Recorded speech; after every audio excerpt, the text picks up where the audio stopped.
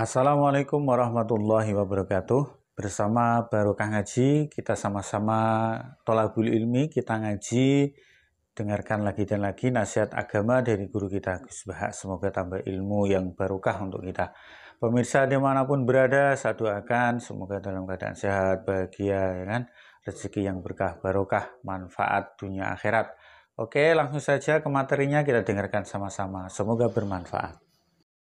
Assalamualaikum warahmatullahi wabarakatuh. Nggih to, misale Quran piyambak sering ngoten.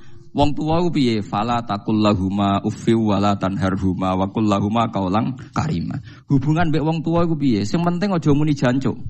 Ya aja nyentak. Terus kowe wong tuamu lara ra duwe dhuwit ra mbok kei dhuwit. Wong tuamu ra blanja ra mbok kei dhuwit alasane sementing kula mboten nate nyentak. Goblok. Maksude iku fala taqul lahuma uffin aja geman nyentak. Mergo nyentak iku nglarakno wong tuwa. Luwih nglarakno nek butuh dhuwit ra mbok kei. Wong nafsiri ngono kok ra iso, paham ya? Mulane wong kok terikat tek ya bentone ra karuan, paham ya? Bentone. Mulane jare Zakaria Ansori, kebodohan umat Islam mergo terikat tek. Lah saiki sithik-sithik endi teke hadis? Wong ora butuh tek kok golekno napa? Tek. Endi sunah Rasul? Ora butuh sunah Rasul, maknane karuan. Paham ya? Umpama wong sesuai tek kan birrul walidain sementing fala taqul lahuma uffi wala tanharhuma. Kan kathah to tiyang sopan-sopan ra tau nyentak wong tuane, tapi ora tau ngekeki napa duwe. Jadi alasane sing penting enggak pernah membentak. Ya maksudnya Nabi ora ngono. Jadi Imam Ghazali ku kecelakaan ilmiah paling banyak dadi penyakit wong saleh. Jadi perkara iki. Saiki sampean tak bedheki Nabi sedekah pisan pindho apa tiap detik sedekah. Pisan pindho kan mosok sedekah mulai tangi turu nganti sare meneh kan ya ora mungkin. Tapi sunate sedekah ila yaumil qiyamah. Nabi poso Senin Kemis selalu apa sekedar pernah? Sekedar pernah kan. Tapi pas Senin Kemis sunat ila yaumil qiyamah. Lah kunut itu Nabi tidak melakukan terus, tapi hukumnya ya kudu sunat ila yaumil qiyamah. Karena perilaku kunut tahu dilampahi kanjeng Nabi Muhammad sallallahu alaihi wasallam. Lah nek delok kiasiku ya perkara kodok kan perkara. Maksud sekarang. Kasus kan apa? Kasus kan. Tapi Mang Nabi pernah kodok, kabeh ahli hadis sepakat Nabi nate kodok. Masyhur kan Nabi tindakan terus tidur teng guwa. Ya Maryam anak niku. Iqla lana ya Bilal. Aku yo ngantuk Bilal. Ya nak ngantuk sare mawon. Nah tapi aku iki wedi nak ra salat subuh jare Nabi. Cara mriki nggih jam kalih. Ya Rasulullah, saya menjamin nanti saya yang bangunkan. Oh, jare Bilal. Ah ternyata Bilal keturun pisan. Nah, itu kan. Jadi santri keliru ya penting. Bilal keturun.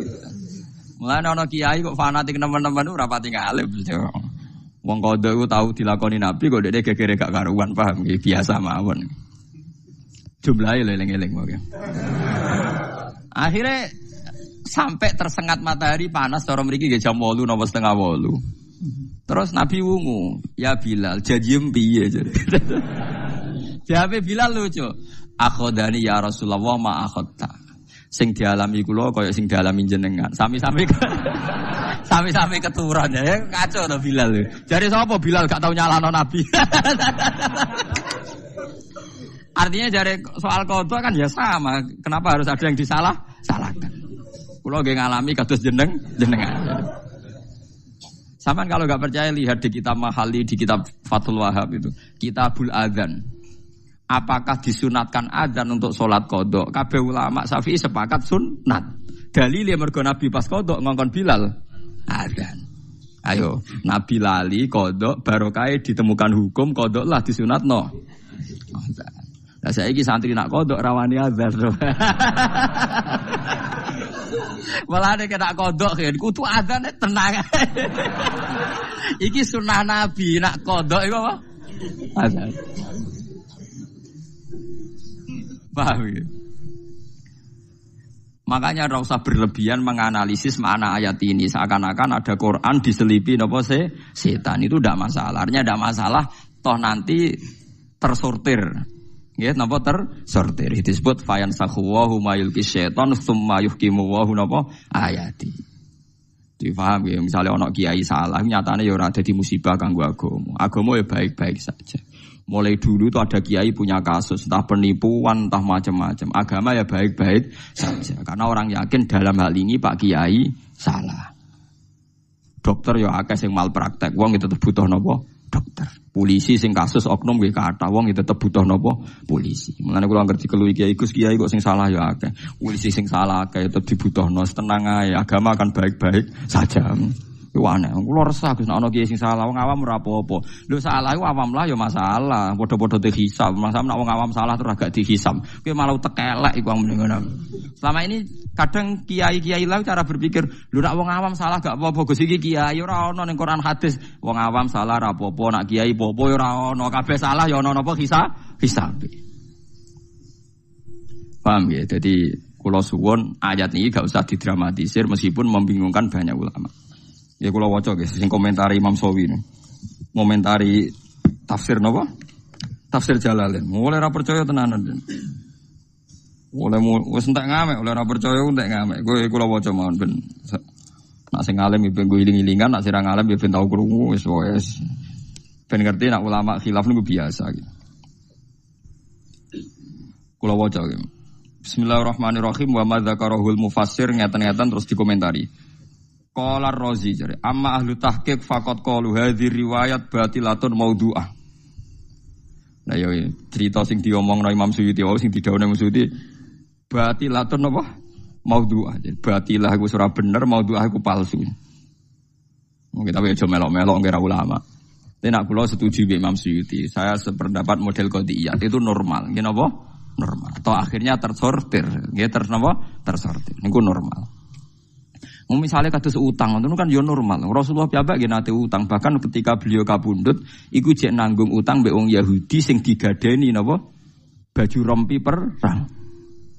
Mulane umate terus do diutang BPKB barang wis biasa ya. Dhisik Nabi diutang ku jamekno napa? Diran, baju rompi. Neng wong Yahudi, sanggepe neng non muslim. Lah saiki do keterusan kan do neng Cina jaminane. Lah wis ben kok.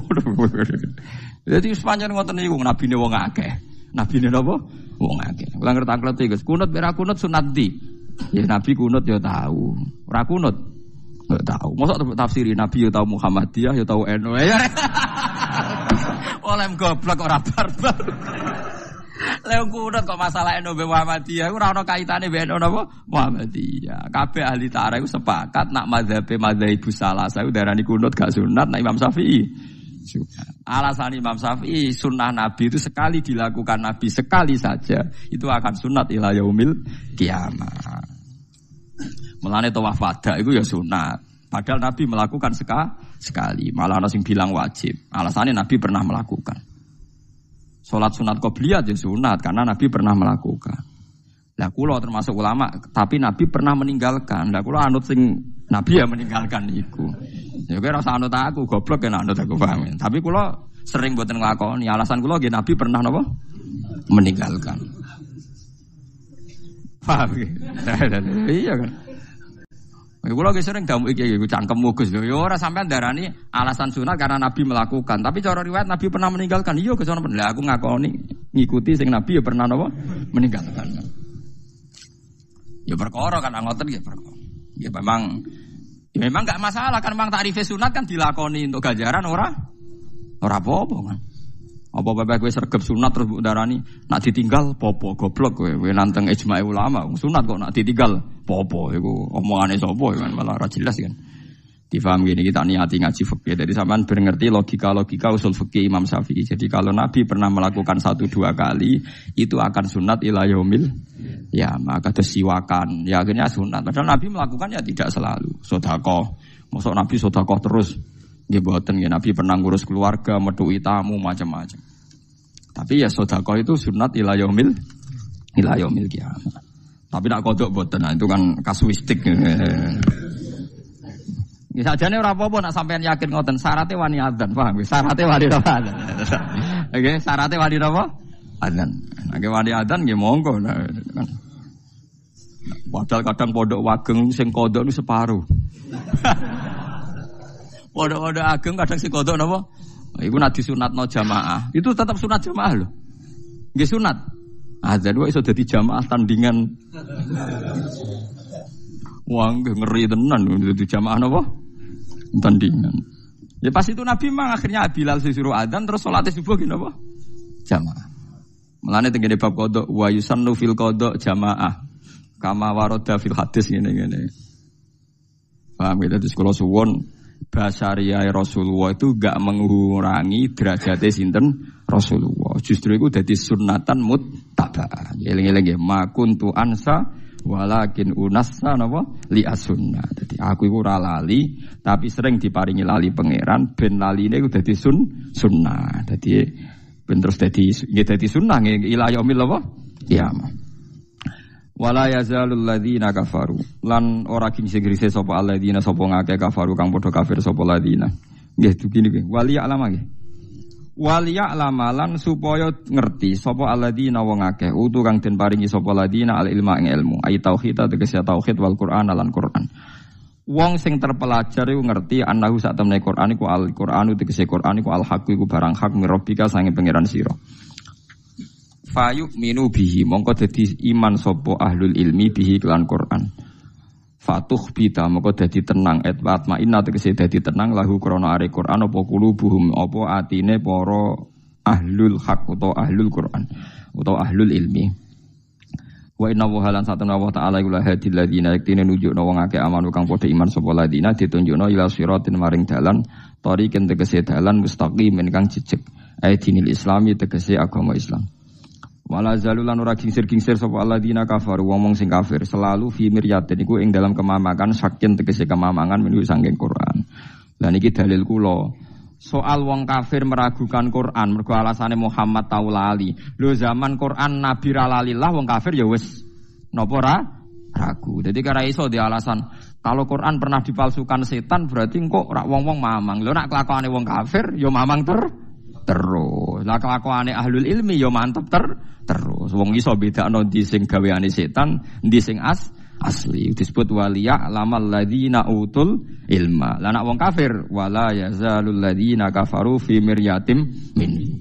Mulane kena ning sosial mek masyarakat itu biasa mawon nggih, sing biasa merengut nggih merengut mawon, sing biasa guyon nggih guyon mawon. Kowe ora usah nak merengut terus kok darani tangga piye. Lha nek sing wis ora seneng kowe ramah lah ya tetep ora seneng blok goblok. Mulane kula ngiyai nggih model ngaten iki guyon terus. Salah sing ra seneng, Gus Bak ngaji kok guyon terus aku ora cocok. Lah aku ora guyon lan aku wis ra cocok, pancen sawale ra cocok goblok aneh-aneh. Aneh-aneh. Wong ora cocok ora usah mbok bela-belani, paham? Ora usah apa? Mbok bela-belani. Misale ke di bojo, mari ke wani wong lanang, lan aku ora seneng. Ya awale ora seneng sing ben wayang, wae sugih, paham wis biasa ae. Cek wani ra wani wis wayahe ra seneng, wis kesuwen. Wis wae napa? Kesuwen. Lah engko nek seloro seneng menen biasa. Ora usah alasan seneng ra seneng asline ora usah napa? Alasan. Cuma pantes ra seneng di alasan. Mari ke wani wong lanang. Iku alasan pantes-pantes sih. Masine yo ora. Zaman rong wanillah semuanya mempertimbangkan wah yo goblok aneh. Wis kawan mapan apa? Mapan mek kawan wong lanang. Lah untunge kok diwedi barang lha iku terus barokah akhirnya itu kan. Paham ya, jadi dawuh Imam Ghazali ora ana seneng gedeng ana alasane ora ana. Mulai dhisik seneng gedeng tanpa napa alasan. Sayyidina Umar asline sahabat kabeh ora seneng, mergo wong kok kerenge ngono. Jare Sayyidina Umar malah beneran kan ora seneng kerengku ya. Jare lah sebutin, malah aneh kan nak kereng dadi sunah Nabi, wong sunah Nabi ku mengsem. Tenang ya dekne jawab piye karepe wong disalahno kok tenang ya dekne. Ya sudah. Kalau riyen gini, bapak gini luwih parah di bangku lo. Bapak itu seneng, apa kapundut itu guyon. Ternyata ketika saya tanya alasannya kan, santri masyarakat itu wis bingung, mikir utang, mikir keluarga. Pas ngaji, bingung no pisan malah dosa. Artinya yang ngaji itu kan sudah orang-orang bingung kan, mulai utang, keluarga, semacam-macam. Lalu jak ngaji, bingung no meneh kan double, apa? Double. Padahal hiburan dangdutan itu nyeneng no, mergo nglalek no masalah. Dan nak kiai kabeh nambahi masalah berarti menarik dangdut kan. Lha iku istihate kula, istihate bapak. Nek sampeyan ra cocok ya ora apa-apa. Mergo wong nak wate ora kuat, nak lucu ya dadi elek tenan. Ya senajan sing nak model sampeyan nak tiap mulang nangis nggih monggo iku hake jenengan. Sing kula guyon nggih hake kula. Paham ya? Mulane niki jarene dawuh Allah. Kowe ora usah mikir lho Quran kok disusupi setan kok wong kafir ra mamang lho nek wong kafir selawase. Mamang. Lah wong mukmin kok ora ragu, ora ngarah waliya alamal ladzina utul ilma. Ini wong seneng wae. Ono calon presiden kok merengut terus jare sing seneng, wah itu pemikir serius. Ah repot. Ono presiden guya-guyu itu ndak serius kan. Jare sing seneng walian. Presiden kok besengut, apik sing ramah, sing blusukan. Waduh repot kan. Jare sing ra seneng, apa menyelesaikan masalah. Waduh ora bare kan. Sing sitok darani blusukan itu bukti merakyat, sing sitok darani itu ndak menyelesaikan masalah kan gak ono bare. Sama cerita aku, nah cara jenengan, aku wong para pangeran. Waktu izuman tasa, waktu izuluman tasa, terserah pangeran. Yang menang ya berarti diangkat pangeran. Selesai. Aku wong iman, aku jadi analisis goblok tapi. Kalau sering tangklet itu yang Gus, nah cara jenengan presiden sinten. Aku wong mukmin. Dari sana tadi keputusannya pangeran, di sing diangkat pangeran. Berarti jenengan agak jelas. Ya kabeh kawula ora jelas, wong pengamat itu ora jelas, wong dekne mergawe. Bener. Pengamat itu mergawe, Bu. Mau mergawe kok mbok rungokno ben kono ape ngomong ya ben ngomong ae. Lha iya kowe koalisi politik ya ono niate mergawe kan padha normal. Wis biasa mawon mboten usah berlebihan nggih biasa mawon. Ya ono pengamat sing ora niat mergawe jajal ilmune. Ndekne dhewe ngrasa jajal kok. Tiap ngomong ini ada margin errornya sekian. Kalau kondisinya seperti sekarang yang menang ini wong takokane sok ben kok ukurane napa? Saiki enak nek ngamat ben ra disalahno. Kalau trennya kayak sekarang pasti yang menang ini. Wong takokane sok ben sing menang sapa kok trennya. Ya tapi ngomongnya pinter ya menarik napa? Lah kowe wong goblok ya tertarik pisan. Ya repot. Biasa wis ben ngono yen rezekine pangeran jembar wis kabeh entuk rahmate napa? Pangeran nebar to kok repot. Wong kula dhe kiai sing rodok tabib kanca kula rodok dukun. Gus jenengan ojo bakas fatwa dukun ku haram. Kula lah yakin haram iki urusan rezeki. Wah, jak jenengan ikhlas lho Gus kula kelaparan. Waduh. Kok terus ditarik urusan ndak jenengan ikhlas lho Gus kula apa? Kelaparan. Jenengan ngono wong alim, tenang ae kula ya. Iku kudu dukun ngeten iki Gus. Akhirnya kalau gelem mas, ora wong alim lah dek keyakinan, nak rezekine pangeran jembar iso entuk tok kowe barang ayo mending ngono. Cuma nak kon ngalalo dukun ya keberatan wong aku wong alim. Ya tapi menengah. Oh cangkemmu. Angel nuruti manusa wae, ya sing ngene iku. Dadi dawuhe pangeran iku ora bakal rubah. Dadi kira usah mempertimbangno wong kafir sing ra seneng napa Quran. Mergo wala yazalul ladina kafaru fi miryatim minhu. Dadi wala yazalulan selalu ora gincir-gincir sapa ladina wong akeh. Kafaru kang kafir sapa ladina iku fi miryatin ing dalam kemamangan saking tegese kemamangan minhu saking Quran il Qur'ani tegese saking Quran. Bima klan perkara alqahu kang numibano ing wong kafir sapa setan ala lisanin nabi ing atase lisane kanjeng nabi. Suma ubtila mongko nuli den batalno apa ma alqahu setan. Nah suma abtola nggih mongko nuli batalno sapa Allah nggih sami nggih. Hatta tak tiasi teko ing wong kafir apa saatu kiamat baghtatan kelan mendadak esa atamotihim tegese wektu matine wong kafir. Ail kiamati utawa awil kiamatu utawa teko apa kiamat fuzatan kelan mendadak. Awayati atau teko ing wong akeh apa adzab yamin apa siksane dina aqimin kang menghancurkan kang ngilangno nasab to kang iki kono namanani gabuk dina sing marai habis ludes lho entek lho mergo ya kiamat maksud. Wonten sing darani kiamat maksudnya. Huwa ta yaumun akim yaumul badrin perang Badar. La khaira ora ana kaapiane mujud fi dalam perang Badar lil kufari kedhe wong kafir. Karihil akim kaya dene angin sing iso memusnahkan apa wae. Allati kang la tak kang ora teko poreh, ora teko bi khairin kelawan kaapian, bi khairin kelan kaapian. Au huwa ta yaum ku yaumul kiamat dina kiamat. Manane lale la ora ana wengi ku mujud lahu kedina kedue dina kiamat. Al mulku yauma idzillah. Al mulku te dino al mulku te kerajaan yauma idzin dinane kiamat yaumul kiamat tegese dina kiamat lillahi kagungane Allah wahdahu. Nggih kula wau kan utang sitok nggih ayat sitok sing wau maknane angel kalian ayat nggih mumpung kula eling nggih dadi kersane sing biasa nate ngaji nate mondok niku ngertos nggih.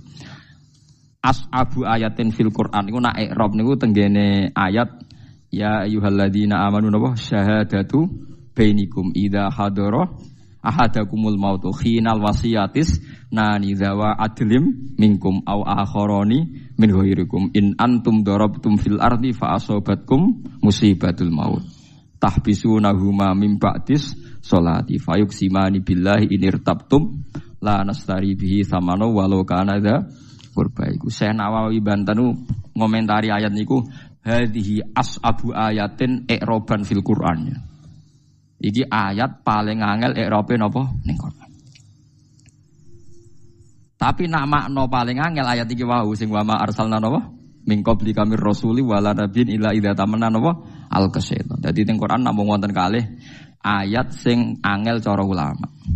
Lah alhamdulillah cara jenengan sing angel ku kabeh paham dadi ya akeh jenengan iki. Tapi pancen ketoke ulama lah ora iso tenan nafsiri ayat wae. Pancen bingung. Kula ndelok tafsir sekian tafsir itu udah ada yang tuntas. Pancen angel tenan. Bulet tenan, Eropa itu bulet. Sebetulnya ada satu lagi tapi enggak disepakati ulama. Gini ku tegene ayat itu qul ta'ala wa atslu ma harrama rabbukum alaikum alla tusyriku bihi wa syai'a. Tapi Syekh Nawawi Banten itu yang gak ada tafsir Munir jalan pintas. Dadi piyambake mau kangelan. Dadi maknane ngeten. Qul ta'ala katakan pada mereka yang ahli kitab ta'ala mrene atlu ma harrama rabbukum. Kowe tak wacakno barang sing diharamno kowe. Terus Allah tusyriku bihi syai'an mestine kan tidak musyrik itu barang yang diharamkan atau barang baik? Barang baik kan? Makanya kalau jadi badal dari haroma kan salah kan? Senawi nak manani kul ta'ala aslu ma harrama rabbukum alaikum waqaf. Terus Allah tusyriku bihi syai'an badal sangka atlu, badal sangka apa? Atlu. Sini kamu saya bacakan apa-apa yang menjadi larangan. Satu, kamu dilarang syirik. Jadi nak maca. Mulane jare sarah-sarah iki piye maksudnya Senawi kok jalan pintas. Tapi tadi bener, jalan pintas tapi dadi apa? Dadi napa? Bener. Jadi ulama nu nggih lucu ya. Dadi kadang maknani ayat sing ruwet tuh dekne nganggo jalan pintas, tapi malah dadi napa? Bener. Mulane kadang ana hadis sing jelimet itu terus kadang wong alim nyimpulno pokoknya maksudnya ngene, padahal ra iso nerangno dene. Lha nggih to nggih, misale kula ngengken ruhin. Hen aku di tamu 10. Tukokno sate klathak sing kira-kira kena dipangan wong 10. Nak iso sing anget sing enak nggo hormat tamu. Ruhin nyimpulno sederhana. Pokoke kira-kira war kabeh. Ngono kan gampang den ora usah nerangno detail. Pokoke kira-kira war kabeh. Akhire ra entuk sate klathak untuk pecel apa takoki. Lah kok ngene kan? Sementing wareg, Mbah, sementing ya selesai ya bener. Karena nyebut sate itu bagian sangka contoh alat go hormat tamu, tapi bentuknya tidak mesti sate. Lah iku paling angel nggo memahami hadis. Jadi kadang Nabi menyebut satu kaifiyah, tapi kaifiyah ini tidak mengikat karena kondisi zamannya berubah. Lho nggih to, misalnya Nabi ngendikan zaman Sugeng Nabi ngendikan, "Com kowe nak kepengin disenengi wong, nak ketemu sapa wae sing nyenengno wong iku."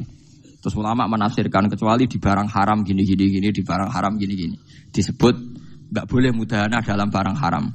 Tapi akhirnya semua ulama itu sepakat. Misalnya Wali Songo, dia tidak berani pakai fikih di Indonesia, pakai ilmu apa tasawuf. Karena Nabi ngendikan kowe nak dakwah wal ya'ti ilan nas ma yuhibbu ayyuta ilaih. Kowe sowan ning manusa sing kira-kira barangmu nyenengno umpama kowe dadi mukhatabe. Ya ampun kan akhirnya itu kan Nabi dulu mencontohkan begini-begini, wes zaman akhir nyontokno gitu. Sing masyhur nggih sing dicontohne Imam Ghazali. Sapa wonge sing ngusap sirahe cah yatim, mergo sakake, sok ben digiring ning swarga mbek aku. Nah kena wong medhit ngusap tok jare Imam Ghazali. Maksude Nabi ora ngusap sakake, atok ora ngusap ngekeki dhuwit timbang ngusap. Ora ngekeki dhuwit. Imam Ghazali wong kok pinter ngono. Mergo dekne mangkel zaman iku ya susum ngusap tok. Ya pancen hadise niku ngusap. Lha iku contoh Nabi nyebut contoh tapi sementing ora contone napa? Sedekah kok aman-aman ngusap bae. Wong cayate bener cung diusap. Musibah tenan blok goblok. Oh sing penting duwike kok malah mbok usahapi terus. Mbok ya bunga-bunga piye maksudnya? Maksudnya orang ngono ya syukur-syukur loro-lorone. Artinya diusap iso digenti didekap, digandeng. Lah nggih, usap iso digenti misalnya adat Jawa didekap, digandeng. Tapi semangate sedekah. Jadi saiki nek misalnya pertanyaan, ngusap tek hadis persis. Sedekah ora ana teke. Dhuwur sing ngusap, mergo ora hadise. Oh goblok. Medhit de dalil, wah medhit de apa? Dalil. Lha iku ilmu hadis paling angel disebut nabi tapi mau ba'du suwar. Tapi semangatnya itu sing dimaksud. Ya gitu, misalnya Quran piyambak sering ngoten. Wong tuwa ku piye? Fala taqul lahuma uffi wala tanharhuma wa qul lahuma qaulan karima. Hubungan mbek wong tuwa iku piye? Sing penting aja muni jancuk. Ya aja nyentak. Terus kowe wong tuamu lara ra di dhuwit ra mbok kei dhuwit. Wong tuamu ora blanja ora mbok kei dhuwit alasane sementing kula mboten nate nyentak. Goblok. Maksude iku fala taqul lahuma uffin aja geman nyentak. Mergo nyentak iku nglarakno wong tuwa. Luwih nglarakno nek butuh dhuwit ra mbok kei. Wong nafsiri ngono kok ra iso, paham ya? Mulane wong kok terikat tek ya bentone ra karuan, paham ya? Bentone. Mulane jare Zakaria Al-Ansori, kebodohan umat Islam mergo terikat tek. Lah saiki sithik-sithik endi teke hadis? Wong ora butuh tek apa kok ana apa? Tek. Endi sunah Rasul? Ora butuh sunah Rasul, maknane karuan. Paham ya? Umpama wong sesuai tek kan birrul walidain sementing fala taqul lahuma uffi wala tanharhuma.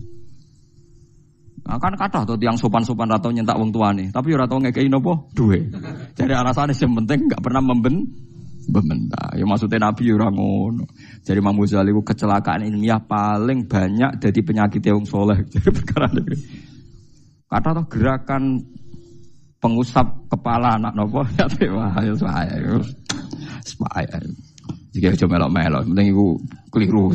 Pastikan kalau iku napa keliru. Maksudnya Nabi ora ngono. Dadi ngusap cah yatim maknane sakake cah yatim. Ora mbok usap lah mbok transfer.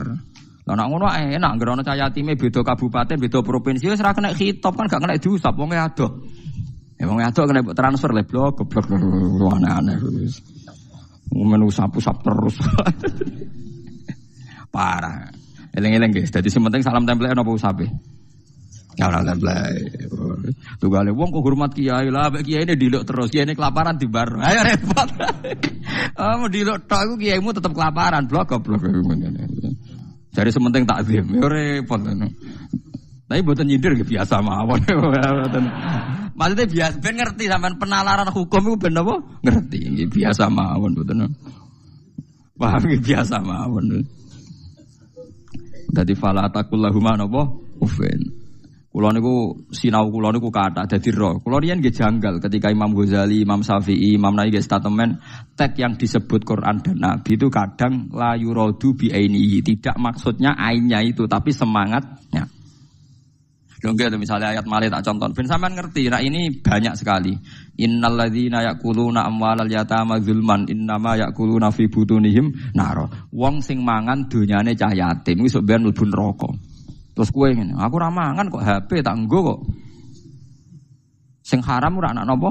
Mangan. Wong ayate yakuluna. Oh wong sarap iki. Maksude wong sing mangan donyane cah yatim berarti ngrusak donyane cah yatim. Sebab iku apa saja sing jenenge ngrusak ya mlebu ayat itu. Ora kok pepe ayate yakulun terus contone mesti mangan. Saiki akeh juga basul masail. Wong takbire ngene kok dipahami ngene. Mulane kula niku pensiun dadi lajnah gara-gara ngadepi basul masail. Melok bento anut kowe. Jadi takbire gak sore iki karena teke ngene kok jenengan pahami ngene. Lah aku melok bento katut kowe. Lho nggih to melok bento kan? Jadi banyak sekali tek itu tidak dimaksudkan lafadz ainnya itu tidak. Kados wau mereka yang memakan harta anak yatim. Maksudnya ngerusak napa makan? Ngerusak kan? Sing kula gawe guyonan bolak-balik ngene iku wis koyo kiyamu nak ngandani jong nak mangkel mbek bojomu aja mbok taboki aja mbok tangani. Maksudnya aja mbok sakiti ora iso. Tak idak-idak iki. Sementing mboten kula tangani ya. Ora repot lho. Mergo teke aja napa? Tangani. Terus solusine disaduhi. Ayo repot. Parah ya. Napa? Parah. Bodho ngeten iki ilangane yo angel. Lah kula termasuk kiai ngalim cek sering dibantah. Teke mboten ngoten, Gus lafate ngeten. Wah, anut kowe malah goblok ya. Tapi yo lumayan, rodok iso janggal ngono yo lumayan. Tapi yo lumayan, tapi yo parah. Parah. Dileng-eleng ya, ayat tersulit di Quran tuh hanya 2 niku cara ulama. Dene cara sampean akeh ya alhamdulillah. Cara ulama namung ayat wau. Secara makna ayat tadi nak secara i'rab napa? Wau sing napa? Syahadatu bainikum idza hadara napa ahadakumul maut. Al mulku yauma idzillah te kerajaan yauma idzin dina kiamat yaumal kiamat kulillahi mukagungane Allah sarasan wahdahu halis sijine Allah. Wa mau te perkara tadum manat hu kang nyimpen apa wahdahu wa ma tadum manahu minal istiqrar wa nasibun lidzuruf. Wa mau te apa wae tadum kang nyimpen apa lafat mulku ing minal istiqrar saing mana istiqrar iku nasibun iku nasabna lidzuruf maring dzaraf. Kis kamane dzaraf e mansub ambek lafat muqaddar ke biasa cara nahwu. Dadi zaitun kainun fitari riyen ki bisri Rembang abae Mbah Mus. Riyen nate debat mbek kiai padha nahwune perkarane guyon. Ya guyone kiai ini tak dudono guyonane kiai. Zaidun fitari nak sampean latihan nahwu kan manane zaidun utawa omah iku fitari tetep ing dalem omah. Ai kainun fitar. Iku bantah-bantah. Fitari muta'alikun bimahdhufin takdiruhu zaidun kainun fiddar to mustaqirun fiddar. Tapi ora takdire ora oleh diketokno. Jadi sing sitok kiai maknane zaidun utawa zaid ku fitari omah. Lho takdire kainun cuk kudu mbok sebut. Santrine le pinter. Jarine ora oleh disebut, bah nek disebut jenenge ora takdir. Jadi akhirnya bantah-bantahan terus sing sitok muni disebut, sing sitok ora usah napa disebut. Mujare ra ketok Mbah kok jenengan sebut tak dadi ketok. Ayo repot. Ya udah gale cangkem elek. Cung tak omongi iki rahasia. Mun omong nembah kersane mboten. Ya itu gale cangkem mboten nak repot nah. Cung kita omongi tapi iki rahasia. Iki nek wonten omong-omongno Mbah rahasia kok jenengan omong. Ya ora bener ya rahasia kok beda apa? Diomongno. Ya tapi kan ngomong ngono iku mangkel lho to. Maksude rahasia aja omongno wong liya. Ya repot dadi. Ya lafat kainun mustaqirun nahwu ngoten niku. Tukang ngono tapi ora oleh ditakdir. No, tapi nak ngerop ditakdirno. Iku riyen guyonane kiai-kiai dulu. Yahkumu ngukumi sapa Allah taala bainahum antarane mukminin lan kafirin. Ai bainal mukminin tegese antarane mukmin wal kafirin. Bima lan perkara buyina kang den jelasno apa ma ba'dahu kang sause iki dawuh rupane falladzina amanu. Apa ngekeki hukum piye falladzina mung te wong akeh amanu kang iman sapa ladina wa amilus solihat iku fi jannatin naim ing dalam swarga kang penuh nikmat. Fadlan kalawana dadi anugerah minallahi sange Allah taala. Pernah ada orang hartanya itu habis karena ngobati ibunya.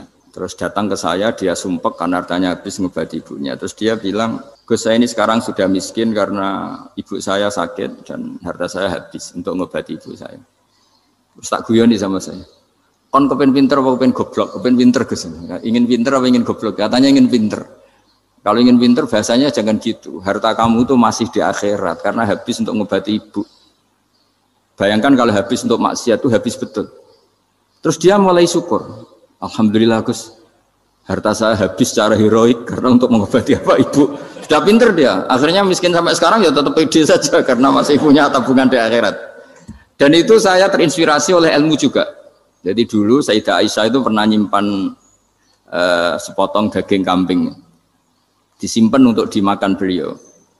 Karena beliau mau iftar ya, mau buka atau apa. Singkat cerita, karena bawaan keluarga Nabi itu sakhok, ada orang minta dikasihkan. Suatu saat, akhirnya kan habis. Terus Nabi tanya, yang daging tadi di mana? Habis. Terus Nabi cara menjelaskan itu indah sekali. Harta kamu itu baju yang kamu pakai, nanti ya rusak. Yang kamu makan, nanti ya ke WC. Wa tasaddaqta fa abqaita. Memang di semua riwayat itu pakai dhamir mukhatab mudzakkar. Meskipun asal-usul riwayat itu untuk Sayyidah Aisyah. Karena untuk umum. Yang kamu sedekahkan tuh yang masih. Kamu jangan bilang kamu sedekahkan tuh yang habis. Yang kamu sedekahkan tuh yang masih. Misalnya saya punya uang 1 miliar misalnya. Terus pernah tak sedekahkan ke fakir miskin atau ke kiai atau ke pondok 100 juta. Itu yang mesti masih. Karena kadung di luar kekuasaan kita. Kadung lillahi ta'ala. Justru yang masih itu yang potensi nanti untuk hal-hal yang kurang positif.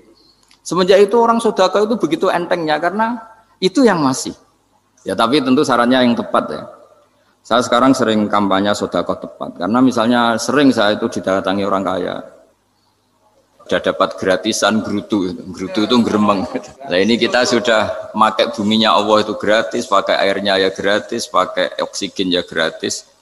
Kok masih gerutu, itu sudah jadi hamba yang nggak bener itu. Dibayangkan kalau kita pakai oksigen bayar, pakai buminya bayar, pakai airnya bayar semua. Kayaknya kita tidak mampu membayar. Dan kita sama Allah hanya disuruh ikrar, disuruh sujud. Pentingnya ilmu satu bahwa itu akan menjadikan satu perilaku.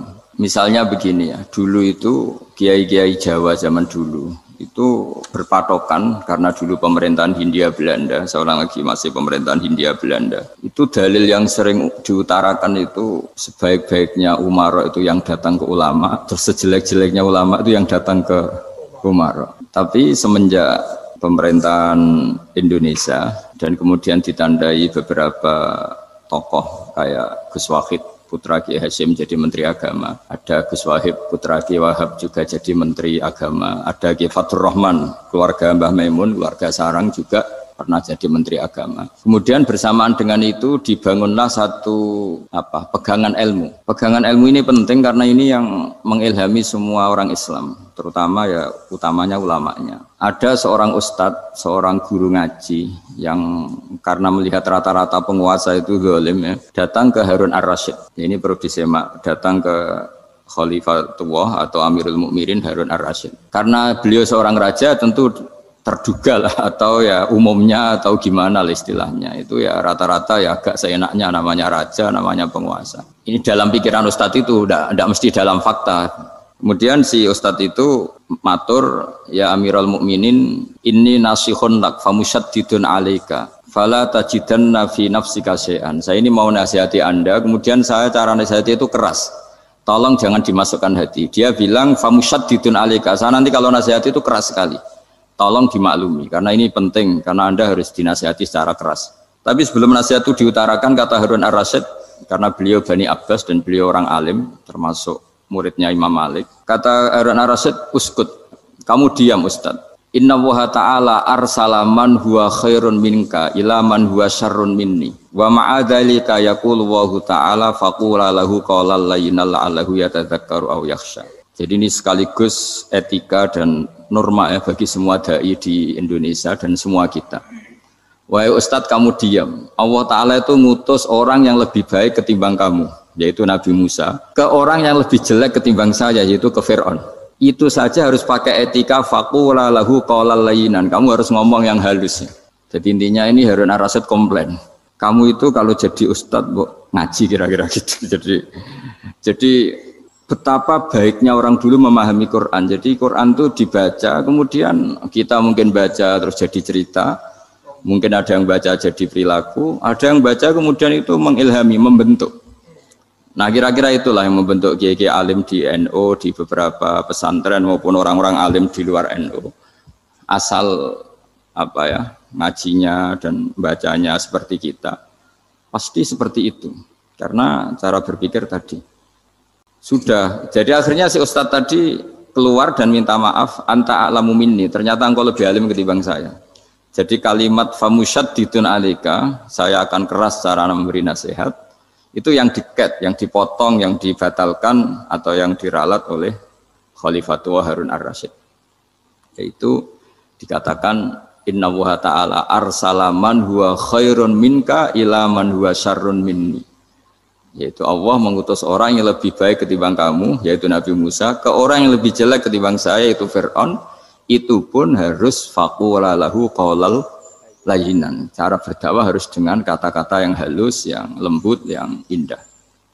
Dan dengan kata-kata itu diharapkan la'allahu yatadzakkaru aw yakhsha. Semoga yang didakwai menjadi ingat.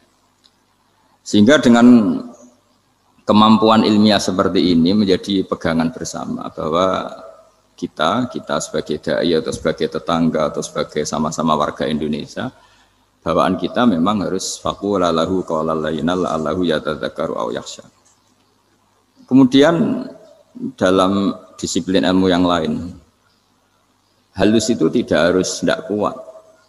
Angin itu ya halus, tapi kalau di manage itu jadi kekuatan yang dahsyat. Begitu juga air dan sebagainya. Sehingga tidak perlu khawatir terus kalau dakwah halus itu tidak punya efek yang signifikan. Tidak juga. Allah Ta'ala itu pengelola angin. Angin itu kekuatannya dahsyat. Sehingga Nabi Sulaiman dikasih kekuatan angin dan bisa terbang kemana-mana. Kemudian sekarang jadi teknologi yang banyak memanfaatkan angin. Mulai rem, mulai apa saja. Sehingga dari cerita saya ini kemudian terus kiai-kiai itu membentuk dakwah termasuk di ekonomi dengan cara yang rileks. Nah cara rileks itu satu tentu dimulai dengan ilmu. Misalnya begini, saya beri contoh. Ketika ada orang melafadzkan kalimat la ilaha illallah, tiada Tuhan selain Allah. Kemudian kalimat ini mungkin kalau orang NU baca itu rutin ya, karena kiainya kelamaan ya yang ikut sambil tidur. Ya. Kalau tahlil itu disebut kiai tertentu itu mesti yang belakang, wah suwi itu kalau kiai itu lama itu. Nah kiainya juga karena jadi lakon ya, kan lebih semangat karena pegang mic. Biasanya gitu di NU itu. Kalau khotib mesti semangat karena yang pegang mic, yang dengerin mesti ngantuk karena monoton gitu. Karena yang mendengerin sudah tahu pasti nyuruh baik meninggalkan yang jelek. Jadi ilmunya sudah disimpulkan dulu. Setiap yang tidur di masjid mesti tak tanya kenapa tidur. Ilmunya ada perkembangan, Gus, nyuruh yang baik meninggalkan yang jelek. Tapi kalau ilmunya agak ada perubahan kan dengar semua pasti nyuruh yang jelek meninggalkan yang baik. Karena watak manusia itu agak-agak suka fitnah, itu suka geger.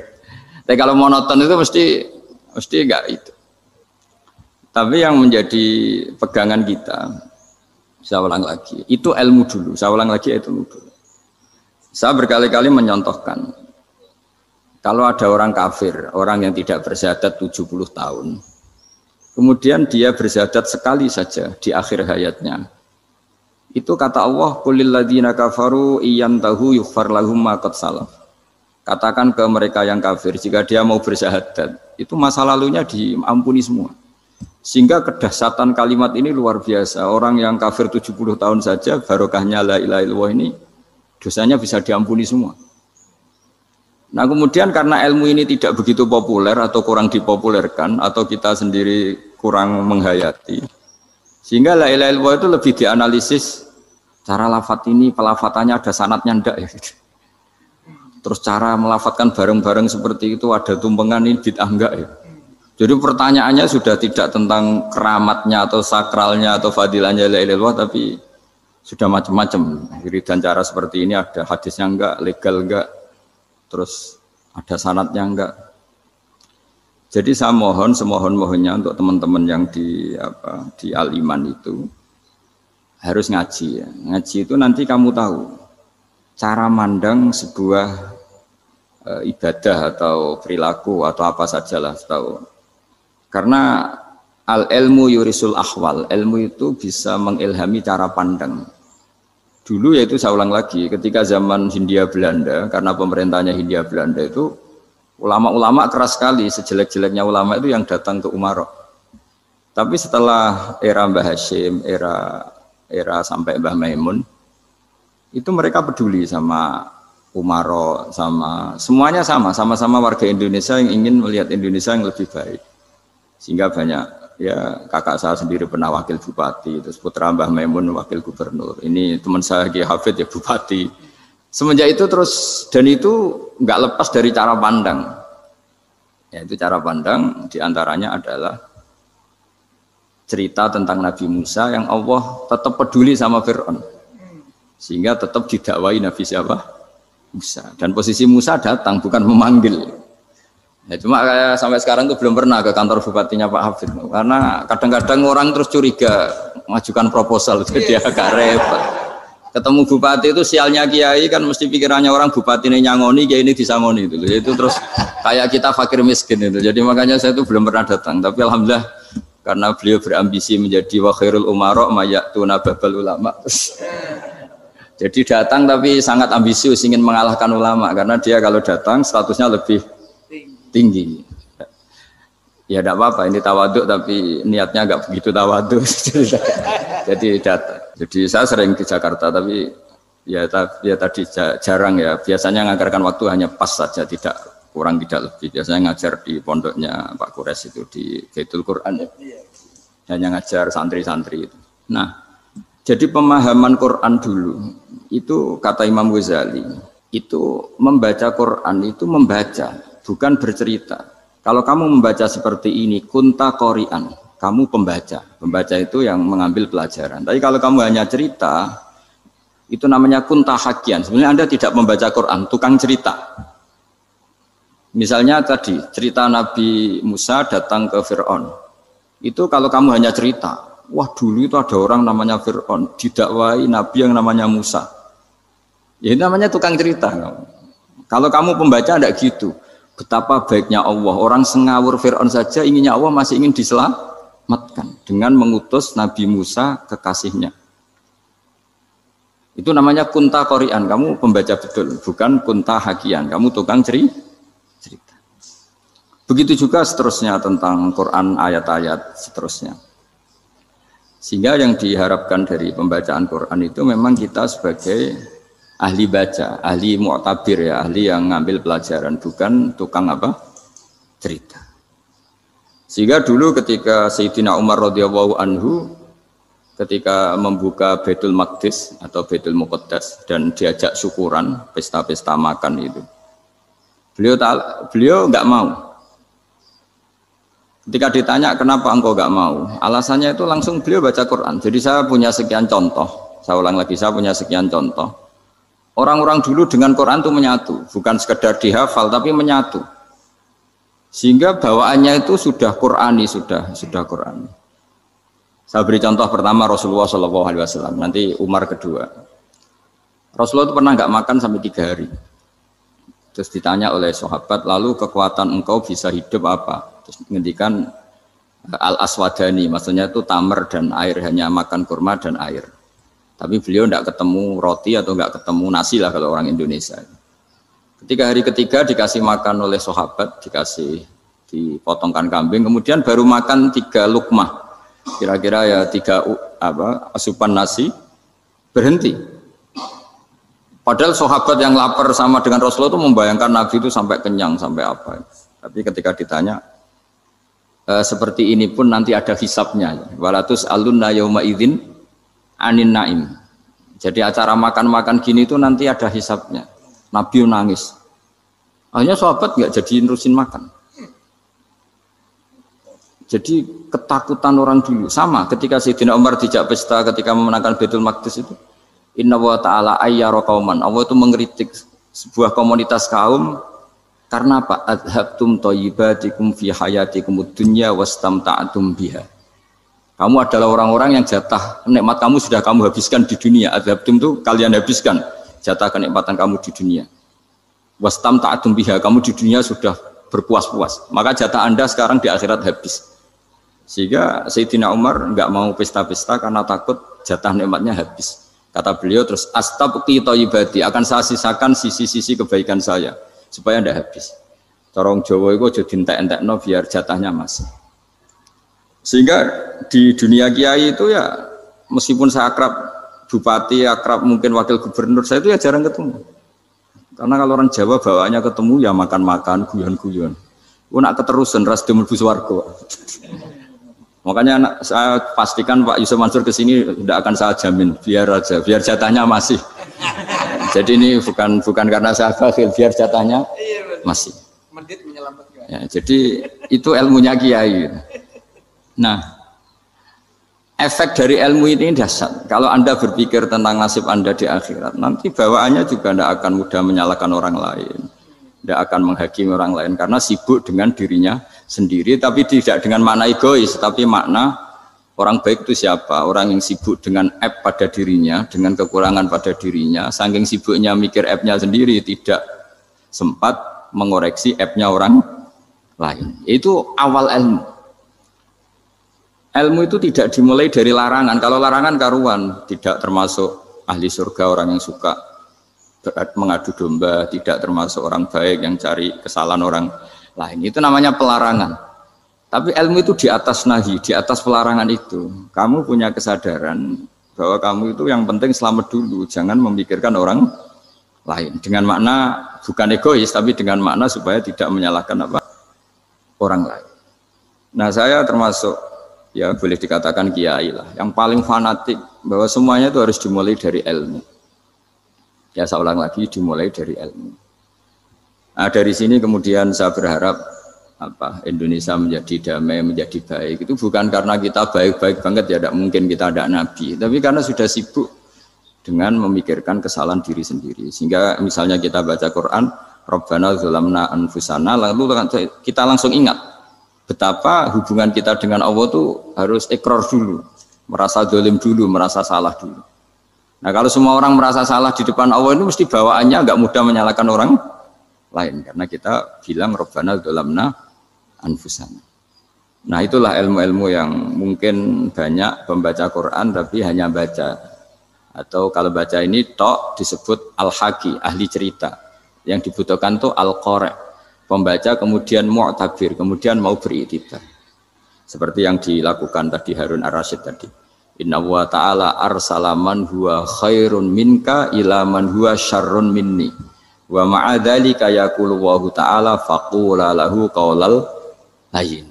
Ini kamu tidak usah memaksakan musyaddid keras sama saya, karena Allah Ta'ala telah mengutus orang lebih baik ketimbang kamu, yaitu Nabi Musa, ke orang yang lebih jelek ketimbang saya, yaitu Fir'aun. Itu saja harus beretika. Faqula lahu qaulal layyinan la'allahu yatadzakkaru aw yakhsha. Dan alhamdulillah bawaan kita sebagai orang Timur atau orang Jawa itu kalau mau ngandani orang itu halus sekali. Di antara bentuk kehalusan kata-kata diceritakan di ayat lain ketika Nabi Musa ketemu Fir'aun. Dawuhnya begini, fakul apa itu yang di juz 30 yang juz di juz 30 ini yang bagian dari, kan tadi hanya fakul lahu qaulal layyinan. Lahu qaulal layyinan itu bentuknya apa? Ya, bentuknya apa? Itu Nabi Musa disuruh ngendikan sama Fir'aun, apakah kamu mau saya nasihati? Fakul halaka ila antazakka. Halaka itu pilihan, hal itu istifham, laka itu otoritatif. Jadi betapa santonya kalimat itu, fakul halaka ila antazakka. Jadi kalau dimaknani model Pak Hafid, model saya ngaji di sarang itu, halaka onoto iku kedue siro, berhak bagi kamu, berhak bagi Anda, apakah Anda berhak loh mendapat nasihat supaya Anda jadi orang yang lebih baik. Halaka ila antazakka. Jadi tidak kalimat perintah, tapi kalimat pilihan. Apa engkau mau saya beri nasihat? Wahdiyaka ila rabbika fatakhsha. Dan saya beritahu kamu tentang Tuhan dan kemudian kamu menjadi orang yang baik, fatakhsha, orang yang punya khasyah, punya. Jadi kayak apa kalimatnya itu? Napa jenengan kersa? Itu kalau orang Jogja, orang-orang daerah-daerah yang berada nyugui tamu itu kan, ayo makan-makan. Itu kan kayak tamunya itu kelaparan. Masa Pak Yusuf Mansur kelaparan? Tidak mungkin kan. Masa Ustadz terkenal kelaparan kan tidak mungkin itu. Monggo, nopo jenengan ngersakno. Karena bisa saja tamunya itu tidak kerso. Mungkin karena darah tinggi, mungkin karena takut dianggap fakir miskin. Macam-macam kan orang tidak. Itu kalimatnya itu halaka ila antazakka. Kayak apa indahnya dakwah. Halaka ila antazakka, itu ada kata laka itu ya terserah jenengan mau enggak. Wa ahdiyaka ila rabbika fatakhsha. Nah, itu yang disebut membaca. Kunta qari'an la hakian. Anda benar-benar membaca Quran, bukan sekadar pencerita. Nah, kemudian ini yang terakhir saya juga baru, sebenarnya saya itu enggak pernah bilang sanggup itu, tapi Pak Ustadz Zakaria itu GR terus. Sampai tadi pagi itu saya belum tahu kalau ada acara ini. Ya karena saya kiai, jadi kalau kiai itu kan ingatnya sama Allah saja. Kalau sama manusia itu rontok-rontok lali gitu. Itu bukan memaksa, ya memang lupa. Sejauh mana sih pentingnya manusia kan tidak penting coro ilmu tasawuf itu. Tapi karena ini titipan Rasulullah SAW terus menjadi penting kan. Dititipi umat gak jenengan itu yang ya sudah ngaji ngatur kiai ribet itu. Kiai ini biasa ngaji kan, kiainya yang ngatur, santri ini enggak. Pak Yai ngaji tanggal ini jam ini, itu kan mengabaikan semua aktivitas kiai. Padahal jam ini mungkin saya punya jam, mungkin jalan-jalan atau ngaji atau mutolaah atau munajat. Gara-gara Pak Zakaria ini kan terus Mas Tamam ini yang provokasi. Harus ngaji di jam ini, tema ini. Saya itu kalau ngaji ditentukan tema itu, ini memang saya agak keras di bab ini. Itu kayak ibarat gini loh. Saya ini dokter, kemudian ada orang yang sakitnya itu jantung, terus bilang ke saya, Pak dokter sembuhkan kukul saya. Wong penyakit ekstrimnya itu jantung, kok bila disembuhkan apa? Kukul. Kan gak penting, sembuh tidak sembuh, kukul itu kan gak penting. Jerawat itu. Kiai itu tahu kesalahan paling fatal manusia itu akidah. Tapi kadang-kadang mintanya ilmu yang tidak akidah, yang nggak penting. Jadi kadang-kadang kiai itu ya digurui betul kalau di Indonesia. Misalnya ini tidak nyindir loh, memang marah betul kalau di bab-bab seperti ini. Tapi ini biar jadi ilmu masif, ilmu yang general. Saya ulang lagi ya, Anda jadi dokter, tahu pasien Anda ini penyakit jantung kronis atau sudah fatal lah sudah. Terus orang itu bilang, Pak Yai, itu Pak Dokter, tolong obati kulit saya supaya tidak jerawatan. Kamu bilang ini orang aneh enggak? Aneh kan? Nah, kiai juga gitu. Saya sering itu ada orang mau haji gitu. Gus doain saya jadi haji mabrur. Pernah belajar haji Pak? Dereng Gus. Mungkin enggak orang belum belajar nyupir terus kemudian minta didoain. Gus saya mau nyupir doain selamat. Mau nyupir aja enggak bisa kok minta doa selamat. Harusnya urutannya kan belajar dulu baru minta doa. Tapi kali ini aliman bener ngajaknya akidah dulu, ahli sunnah kan. Nah itu bener karena akidah itu hal yang prinsip memang harus. Kalau kebetulan nggak bener taruh visi betul. Untungnya kok temanya bener. Jadi saya mohon ke seluruh orang-orang yang mau ngaji ke kiai itu tema itu biar yang milih kiai supaya tahu prioritas yang harus benahin. Jangan tema yang kita yang milih. Jangan-jangan tema yang kita pilih itu tidak mendesak atau tidak penting. Ini bukan apa, ini saking ingin baik saya ya, keinginan baik saya supaya dulu zaman sahabat ya gitu. Kalau ada pertanyaan salah sama Nabi dibenerin, cuma Nabi terlalu bijak, cara benerin tuh enak. Kalau saya karena tidak Nabi saja ya agak-agak kasar kan, kalau tidak Nabi tidak wajib bener terus, yang wajib bener terus itu Nabi.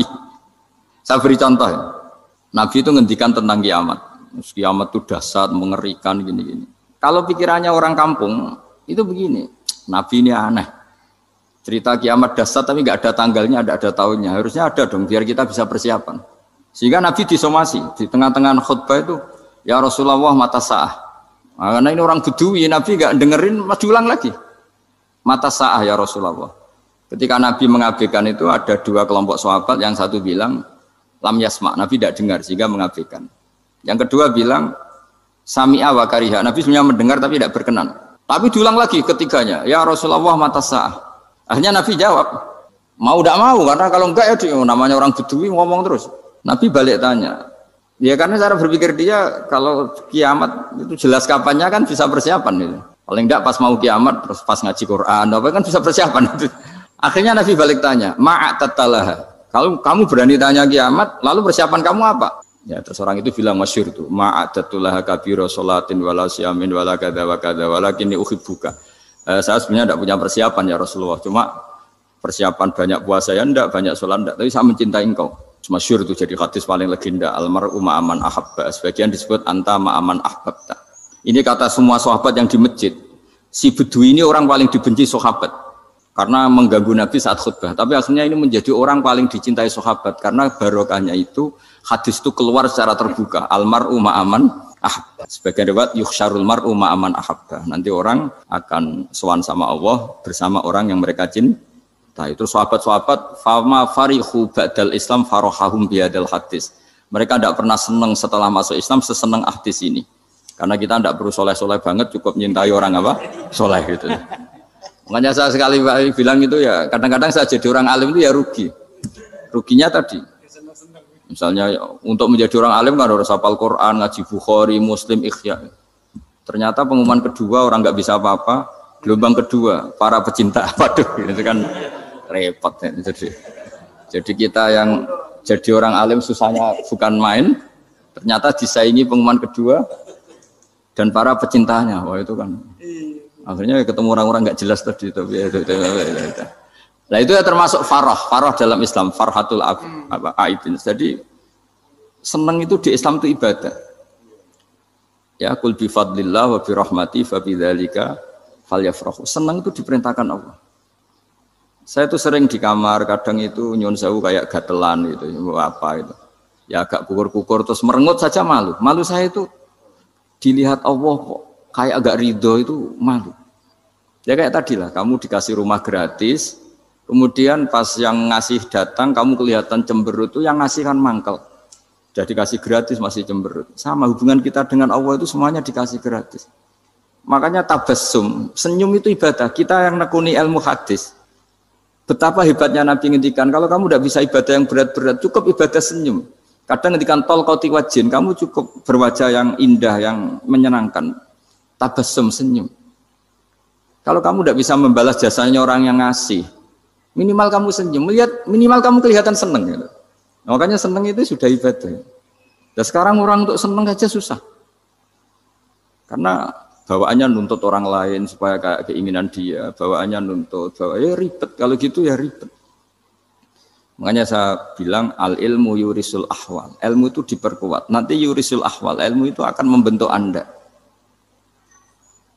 Dulu beberapa raja itu ya mau luhur karena jadi raja. Punya apa saja. Tapi punya penasihat ulama. Itu ya nasihat itu sederhana. Ada seorang raja tanya ke kiai, gimana dengan semua kerajaan saya? Wah, padahal dia punya apa saja. Jenengan miskin sekali. Itu kerajaan seluas ini. Kok bisa aja?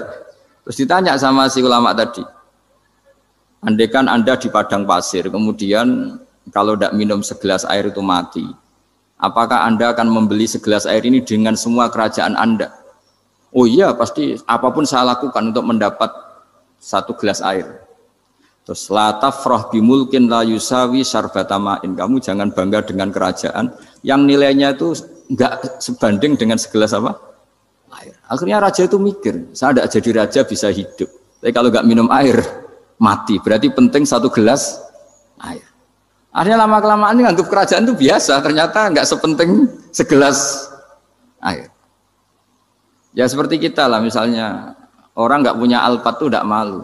Tapi kalau nggak punya celana itu malu. Kamu mau punya alpat tapi nggak punya celana? Kan nggak mau.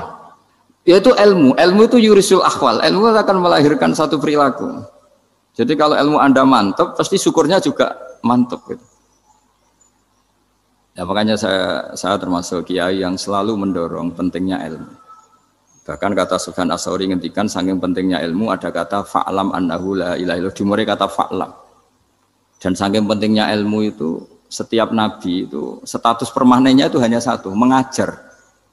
Rabbana wab'ats fihim rasulam minhum yatlu 'alaihim ayatik, membacakan ayat-ayat Allah sampai wa yu'allimuhumul kitab, mengajarkan kitab wal hikmah. Bahkan Allah sendiri wasofa dzatahul 'aliyah bi annahu al-muallim. Yaitu Allah ngendikan Ar-Rahmanu 'allamal Qur'an. Jadi betapa hebatnya pengajar. Allah sendiri mensifati dirinya itu Ar-Rahmanu 'allamal Qur'an.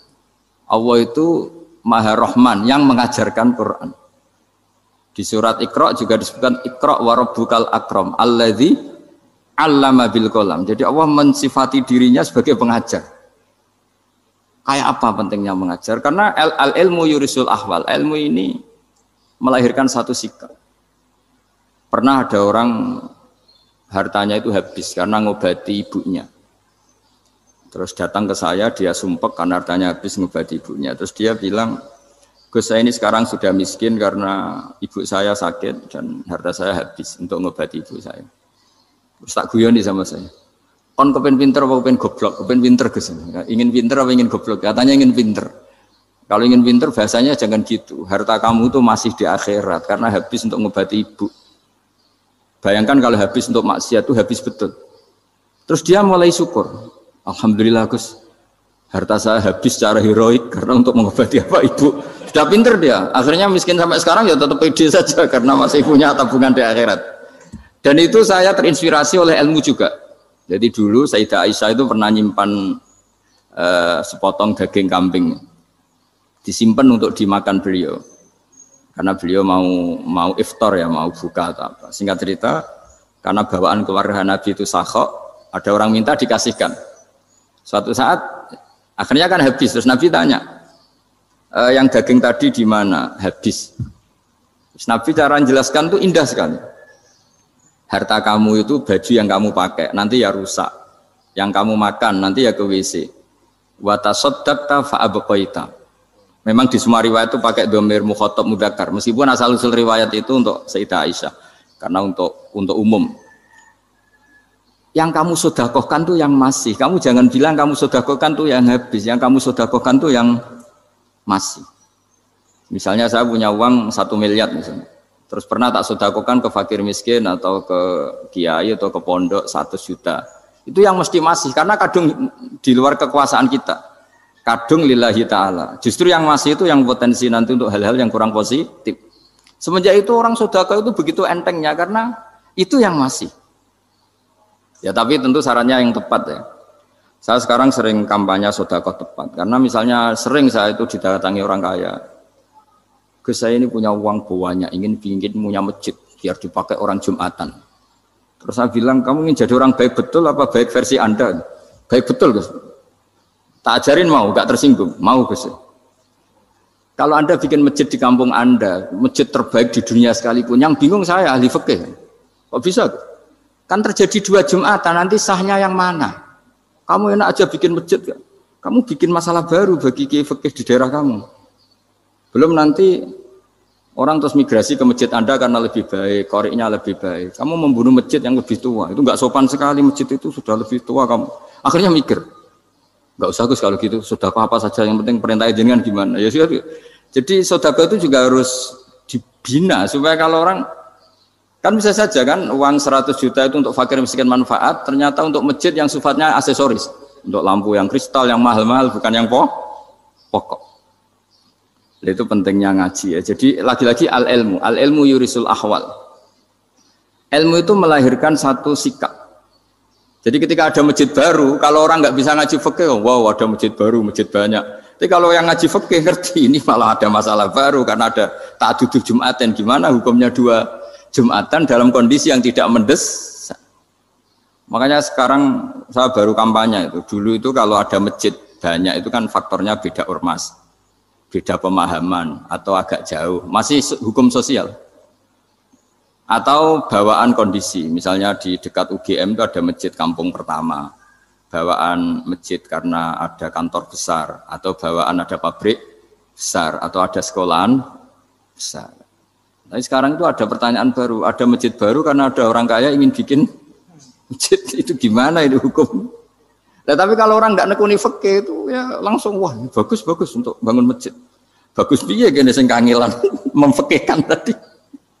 Nah itu ilmu. Jadi kalau yang tidak nekuni fikih itu ya tidak tersiksa, tapi yang nekuni fikih itu pasti tersiksa karena seperti itu tadi. Ya jadi saya mohon di antara cara kita dakwah secara damai itu dimulai dari Robbana Zolamna Anfusana. Itu dipakai Nabi, di redaksinya diganti dengan makna supaya kita per individu matur Allah apa ini zolam tu nafsi zulman kabiron katsiran. Nah bawaannya orang mengaku dolim, mengaku salah itu kan sudah tidak sempat mikir salahnya orang apa lain. Dan dari sini kemudian dia jadi orang yang tawadhu, yang ubudiyah, yang macam-macam. Sehingga Nabi itu bukan dianggap ya, pasti penjelas terbaik. Terus Allah meredaksikan wa ma tuqaddimu li anfusikum min khairin tajiduhu indallah. Apa saja kebaikan yang kamu sudah berikan untuk Allah sampai akhirat, itu ya pasti kamu temukan di akhirat. Terus yang terakhir saya beri contoh orang peminta-minta, sa'il. Itu Sayyid Ali Zainal Abidin kalau ada orang minta-minta terus dikasih, misalnya dikasih ya 100.000 atau 50.000 atau 10.000 sesuai kemampuan yang memberi, itu marhaban biman hamala zadi ilal akhirah. Saya terima kasih ya, gara-gara kamu minta uang saya jelas sudah sampai akhirat. Coba kalau di rumah bisa saja untuk hal yang tidak positif. Jadi bawaannya itu cara pandang itu rubah. Jadi sebenarnya kalau kita ngasih uang di masjid, ngasih kiai atau ngasih fakir miskin, ya uang itu yang masih, bukan yang habis. Itu watasodak kata fa'abqaita, yang kamu berikan itu hakikatnya yang masih. Karena sudah ada kamu otak-atik lagi, makanya disebut wakaf. Sebenarnya wakaf itu dulu secara makna lughat, saya ulangi secara lughat. Maknanya itu sudah berhenti, wakafun maknanya berhenti. Nah sedekah itu dari kata sedekah maknanya benar. Orang yang sering sedekah berarti imannya benar. Orang yang uang sudah diberikan berarti dia sudah terputus, wakaf berhenti dari hubungannya dengan dia. Sudah dikasihkan berarti selesai. Sehingga wakaf dan sedekah itu sebenarnya maknanya saling melengkapi. Kemudian orang-orang fikih karena ada disiplin ilmu tertentu, wakaf itu untuk sedekah yang permanen, yang abadi, kemudian sedekah untuk infak. Tapi itu kan hanya istilah-istilah dalam disiplin ilmu. Sebetulnya kalau pakai ilmu yang umum, sedekah ya bisa disebut wakaf ya bisa disebut apa? sedekah. Karena maknanya sedekah itu wakaf. Wakaf itu apa? Qat'u raqabatil malik an hadal mal atau an mali.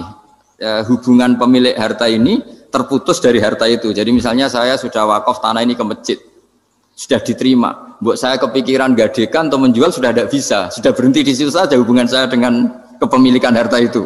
Makanya disebut apa? Wakaf. Dan kalau saya wakaf berarti menunjukkan kebenaran iman saya karena sudah menafkahkan sebagian harta untuk Allah Ta'ala. Disebut sodik, sodak.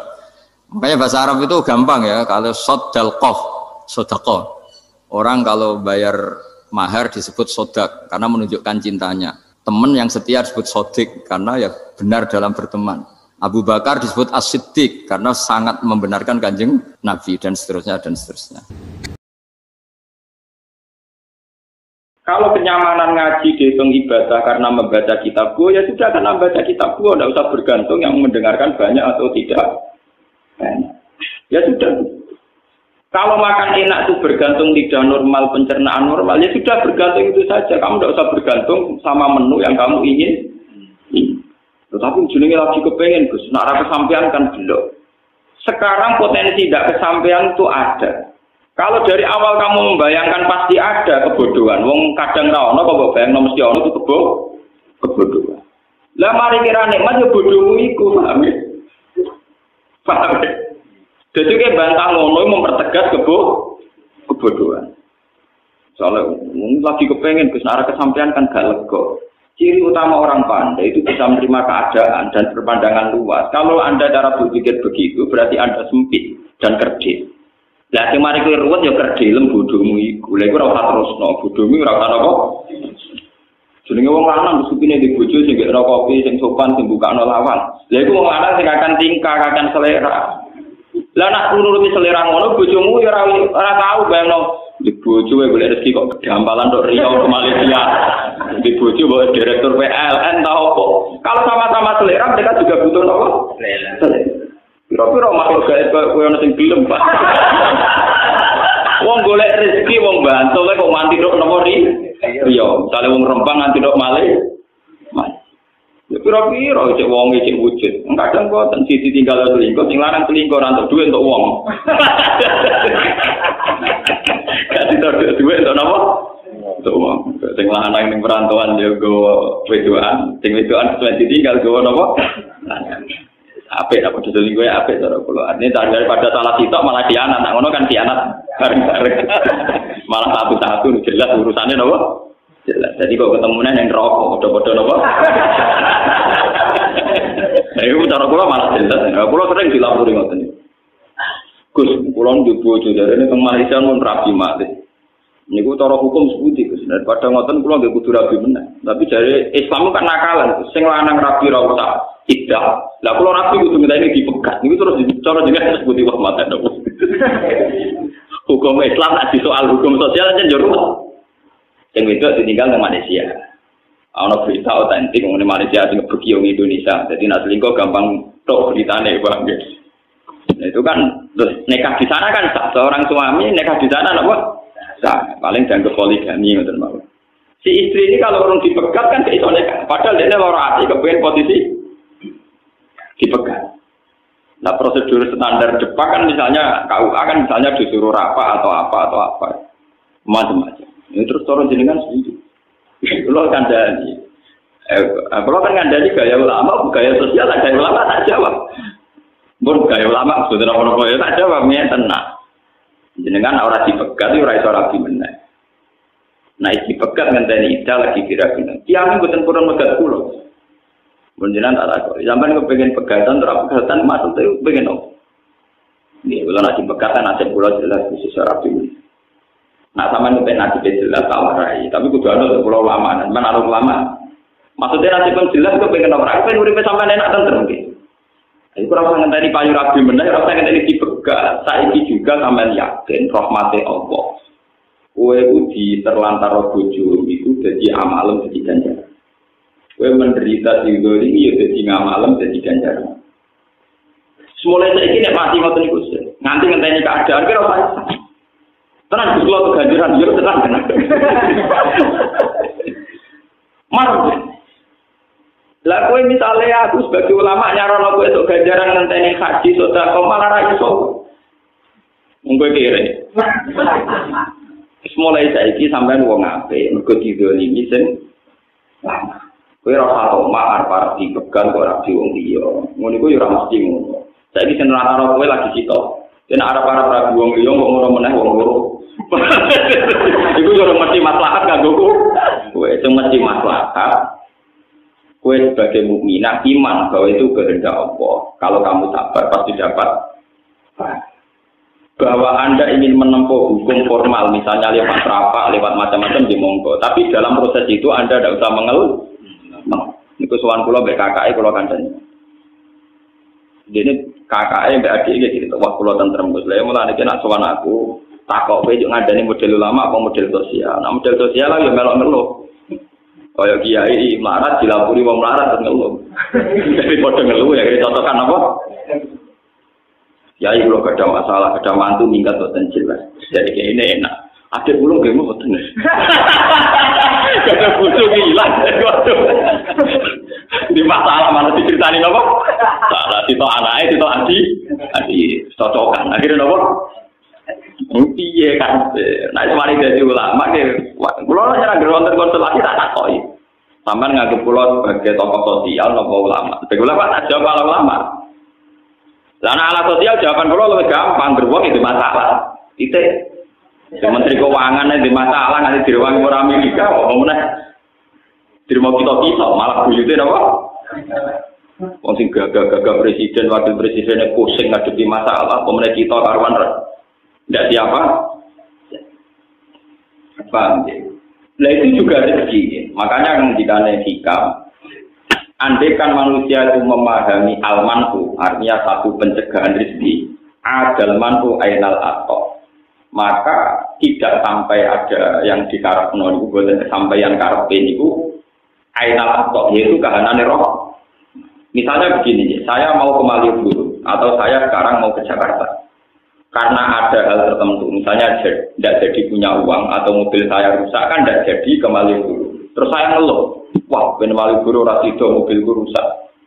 Sebetulnya kalau kamu memahami kan sederhana. Ya wae lunga iku ana potensi tabrakan kecelakaan. Nah, rasido lunga iku artine jelas aman. Jelas aman nek potensi tabrakan ketake maslahat jelas aman. Selesai.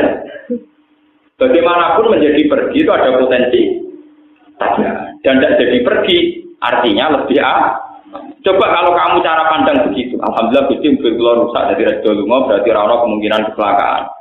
Tapi kan gak sido marung sing disenengi, Gus. Kalau kamu seneng marung karena kedonyan, pertanyaan saya tak balik. Ciri utama wong kedonyan mesti kehilangan duit. Agak beres sido marung kowe sing kedonyan duit mijek blok-blok bang. Lu selera wong kedonyan intinya kan kepengen kesampean dunyane. Nak marung kesampean iso mangan disenengi. Nak marung kesampean iso gegem duwike dunyane niku. Anda kan bisa memahami begitu kan ya baik-baik saja. Jika marung ya syukur, jika ya apa? Wong syukur kok digurui blok kok. Makanya kata yang ngarang hikam, adal man'u ainal atau kalau manusia bisa memahami sunnatullah fil qabdi bal badi, baik Allah saat mengekang atau saat memberi ku adal man'u ainal atau maka sesuatu yang kita kira ada rezeki jebule benar-benar apa? Dan kita sebagai mukmin harus begitu terus. Sehingga hubungan kita dengan Tuhan itu nyaman. Baik-baik saja. Paham ya? Baik-baik. Anggap aja kalau orang memiliki pengaruh itu berarti orang mungkin ada umat. Nanti pengaruh dari ini tambah ke manfaatnya, tambah manfaat. Dan ada di pengaruh berarti gak ada loh. Misalnya ngoten mawon. Nah orang suka sombong malah bener.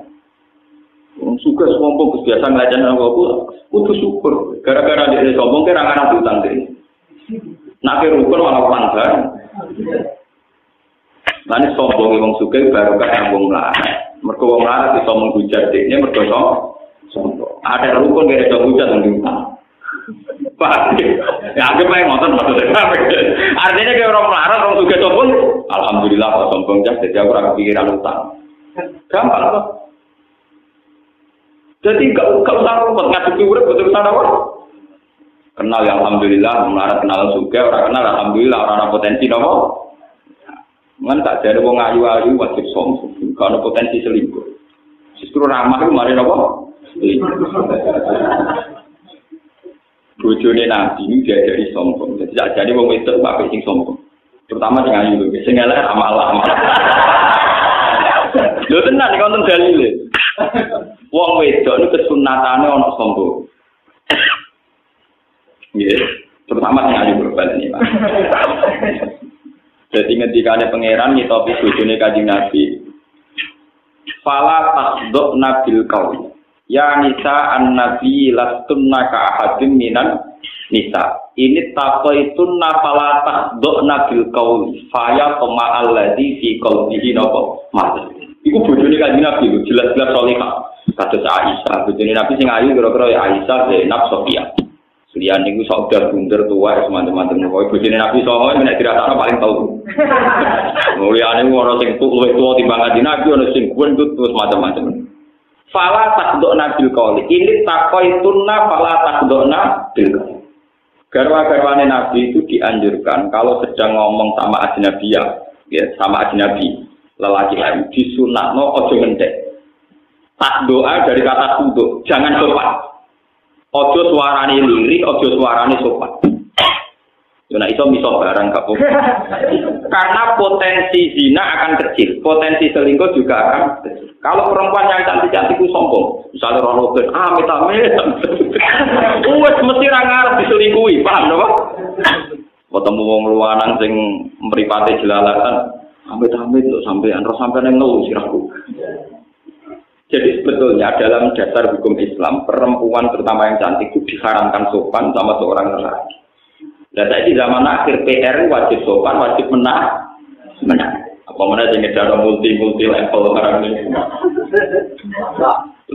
Jadi orang orang buat pakai aneh serok, wajib menang. Jadi besar, itu berfitnah. Mesti teorinya itu nggak boleh sopan itu. Falah tak nana. Dan perlu dicatat, itu istrinya Nabi. Untuk yang lain harus lebih ekstrim, lebih ketat. Dan Allah tahu betul karena ya itu mergo tinggal ngerti nak wong lanang itu senenge wong itu sopan. Terusane faya tama allazi fi qalbi maradun. Kalau seorang perempuan itu bersikap sopan, mesti wong lanang pikirane ngeres. Niku pun mesti naik pangeran faya tama allazi fi qalbi napa? Mesti wong-wong lanang pikirane napa? Ngeres. Wakul nakau lam ma'rufah, maka berkatalah yang ma'ruf. Itu ngendikan ulama, berkata yang tidak melahirkan syahwat, tidak melahirkan kenangan, dan tidak melahirkan tafsiran semacam-macam. Jadi ini kan sopan. Kalau itu tidak bisa, wakor nabi buyutikuna. Misalnya gue terpaksa sopan raiso. Ya menisan teman-teman ngomong wakor nano buyutikuna. Tapi sekali bersosialisasi, itu aturan mainnya pala takdona bilko. Tapi hukum-hukum Islam kayak begini itu sudah habis. Kau kena Islam kampus malah ono kesamaan gender, ono hak-hak wanita, ono wong lanang yang semimpin itu orang dari diskriminasi, seruat. Ibu bawa hukum konti, seorang asal usulnya, pokoknya ujuk-ujuk diskusinya demikian. Napa? Diskusinya napa? Kenapa perempuan tidak bisa jadi imam? Kalau lelaki bisa itu kan diskriminatif. Ngomong itu jadi imam. Setengah-tengah imam itu makmumnya kan biye. Paham ya? Makmumnya kan. Kan ada solusi ini Gus. Misalnya imam itu ngene-ngene. Sakit yang ngarang peke, terlalu banyak potensi solusi. Soalnya tengah imam ini apa? Karena sambil tua, tengah ngimami terus sampai kelahiran, apa makmumnya wajib mengangkat imam, itu imamnya apa?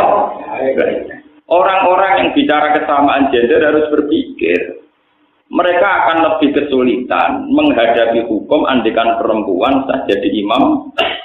So, kalau sering diskusi yang jil, Pak Bah, apa memang nggak mungkin perempuan jadi imam sholat? Kalau menurut saya itu mungkin, itu kan hak wanita dan lelaki kan sama.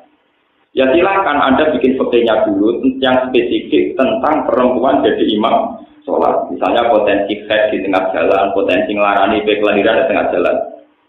Ruwet juga Bapak. Kalau gawe fakir kok usul. Undang-undang tentang itu sahkan dulu, gawe dulu. Draft kok gawe. Kira-kira sebenarnya fakir bentuk epi. Termasuk potensi cah nom-nom sujud atau delok awake barang itu pikir lah kok gampang. Enggak napa? Gampang terusane napa? Ternyata mereka ya yang ngomong kesamaan gender, tapi enggak mikir detail-detail. Napa? Misalnya tentang keamanan, perempuan boleh sama dengan lelaki, boleh keluar malam, boleh apa.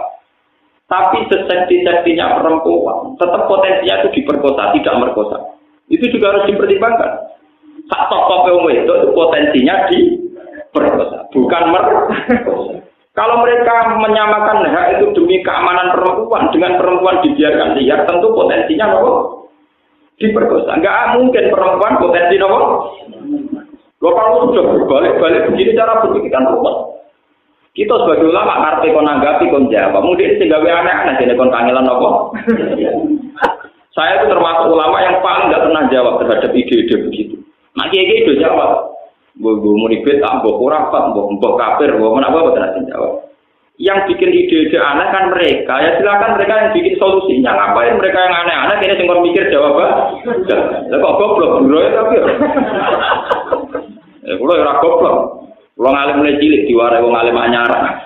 Mengko ngalime kok terjemah kene maca budal wae iso.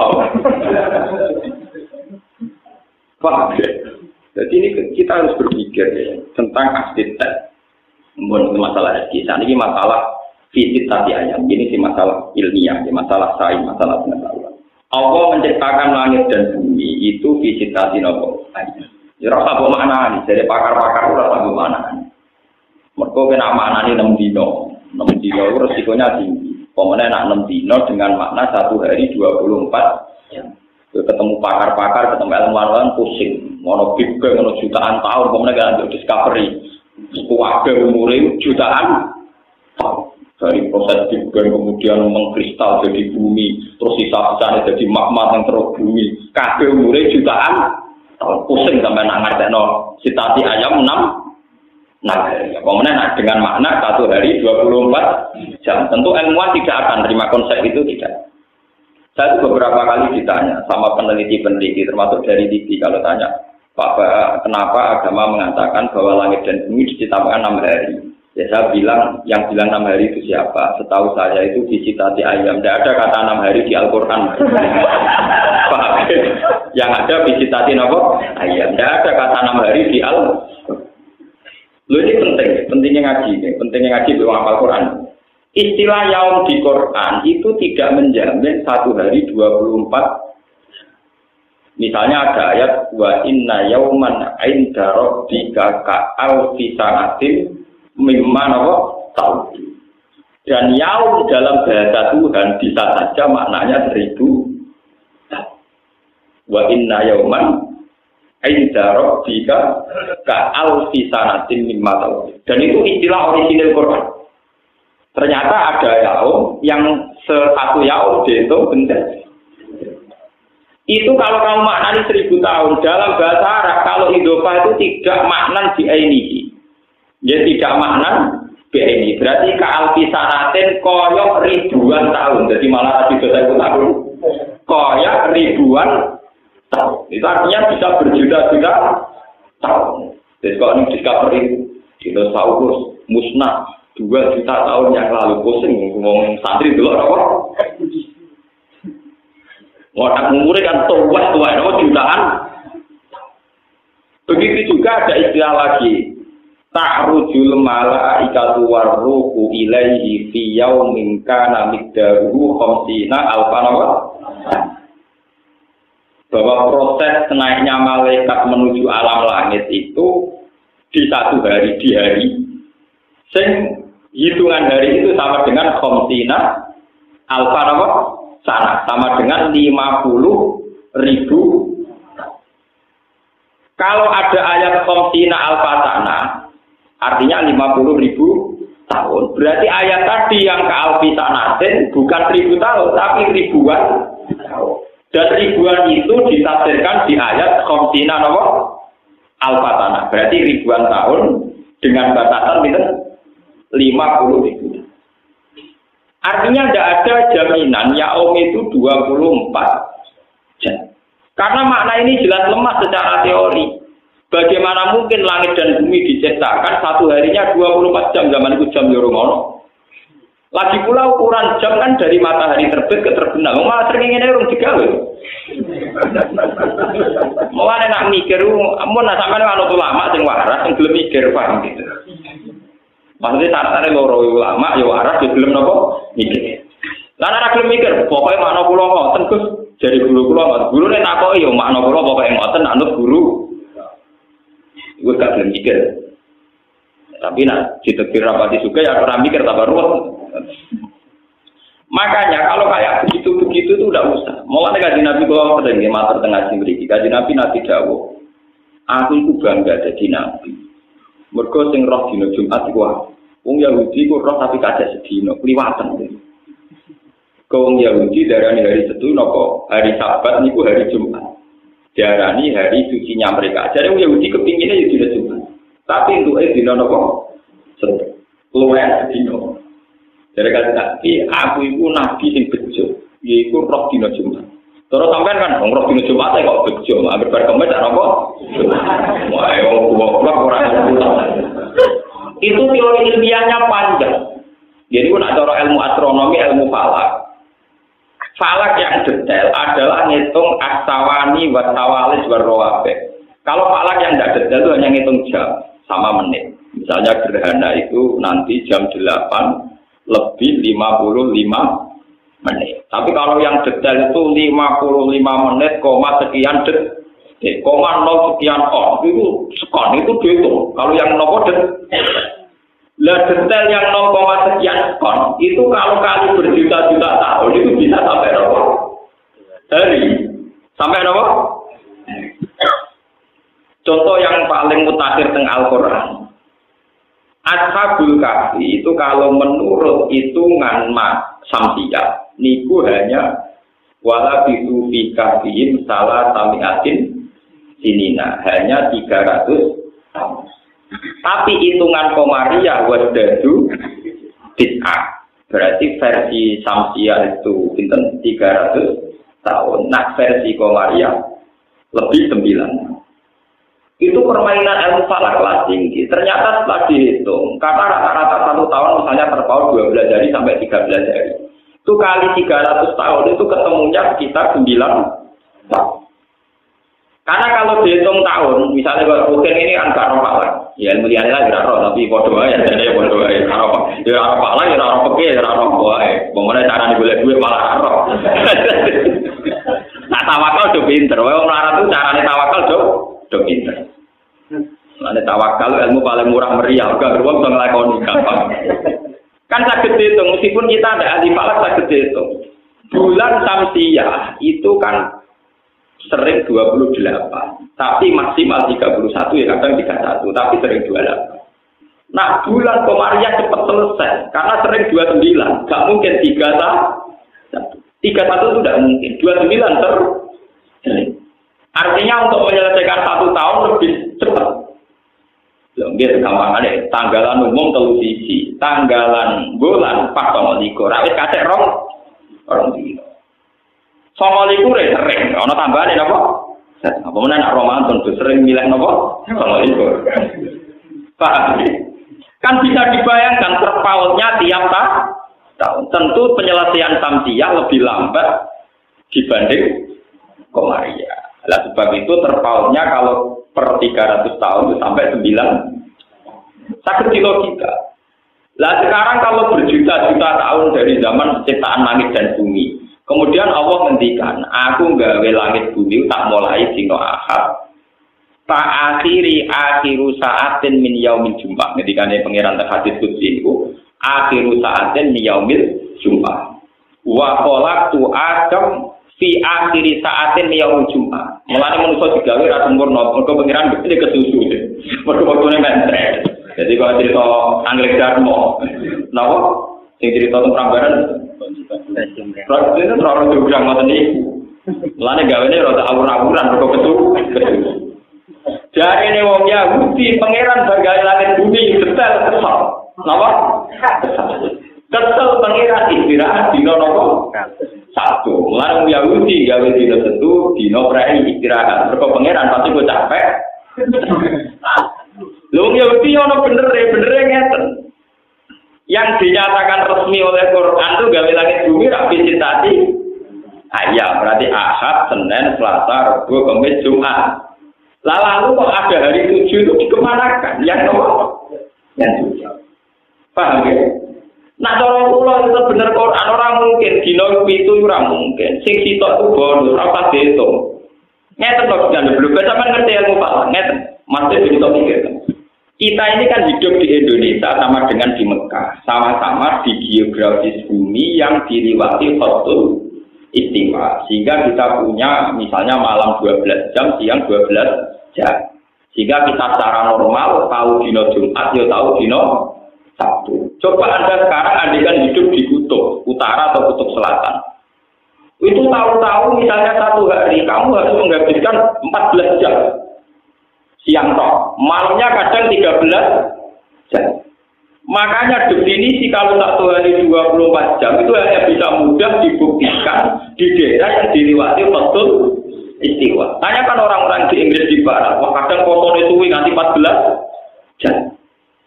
Ini pentingnya itu mikir paham ya. Jadi teori nak sedina mesti 14 jam teori bodoh. Atau hanya berlaku di daerah tertentu yaitu yang dilewati Khatul Istiwa. Karena kita ini kebenaran sama Mekah. Maka Indonesia itu akeh Islamnya menawa yang berkepodo kelewatan Khatul. Akhirnya kiblat kita ya enak madem ngulon ra usah koyo Abu Nawas. Cek madem ngulon ngetan apa? Maksudnya ngeten. Nanti suatu saat mungkin di era cucu saya ketika orang Islam modern, orang kafir yang modern, podo modern ya. Bumi itu kan bulat-bulat. Andai kan Mekah itu posisinya kayak Amerika. Amerika itu kan pas di bawah kita. Pas di bawah kita. Makanya terpautnya dengan Amerika total. Kalau misalnya di sini itu jam 9 malam, di sana jam 9 siang. Pokoknya total. Sampai pokoknya total. Kita dengan Amerika itu terpautnya apa? Total ekstrim. Kalau dengan Mekah kan 4 jam. Dengan Eropa misalnya Japan. Kalau dengan Amerika itu total. Lah kalau posisi itu total, misalnya Ka'bah itu tepat di bawah kita. Kowe iku madhep ngulon yo tok Ka'bah, madhep wetan yo tok Ka'bah. Sebuah batas arah itu wajib ada. Itu kalau dalam posisi tidak lurus. Jadi misalnya sampean di bulat-bulat. Kalau posisi kamu separuh kan jelas mengarahnya harus ke sana.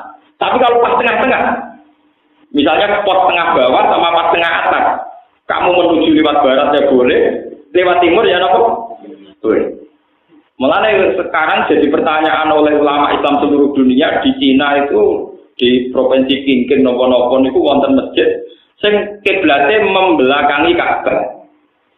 Jadi beda pusing ulama-ulama. Andai kan itu posisinya kayak Amerika Indonesia mungkin bisa dinalar secara ilmu astronomi ilmu falak, tapi posisinya Cina tidak bisa, tetap harus ada arah. Lalu kalau nanti ceritanya Abu Nawas orang falak, duwe tonggo profesor falak, diceritani bumi bulat-bulat. Jadi kamu menuju kemana saja, aku mentok tahu-tahu kamu di tempat di mana kamu mulai berangkat. Jadi Abu Nawas misalnya melaku kok terus mau itu terus ujung-ujung dia kayaknya persis, mergo bumi bulat. Dan suatu saat profesor falak itu kemalingan, malingnya melayu morongetan. Abu Nawas tolong kejarkan maling itu. Abu Nawas melayu moro-moro. Abu Nawas malingnya melayu kayak sampai kok melayu. Jarimu bumi bulat-bulat kok ayo ketemu. Jadi saya kira nak bedak maling ora perlu nak maling ulon bedak melayu napa? Mergo bumi napa? Kira di falak ora ngajar Abu Nawas ilmu digawe pelecehan. Tapi memang teorinya gitu. Kalau balik ke 6 hari. Andai kan kita tidak dalam posisi yang di Khatul Istiwa, lalu batasnya gimana? Jangan-jangan yang di kutub utara dan selatan, hitungan putaran per minggu itu tidak sampai betul? Nggak sampai 7 hari, nggak perlu sampai apa? Coba sekarang kalau dihitung jam, akumulasinya kan beda dengan kita. Kan sekarang banyak pertanyaan secara global di fikih-fikih internasional itu. Gimana hukumnya puasanya orang Eropa yang kadang sampai 14 jam. Tapi kadang-kadang malah mau tangan. Coba sampean bayangkan. Lah saiki misalnya posone wong kutub, ana srengenge mau ben 3 mosok ra buka tahun. Paham ya? Utawa ora usah potong, bumi terus ora tau apa.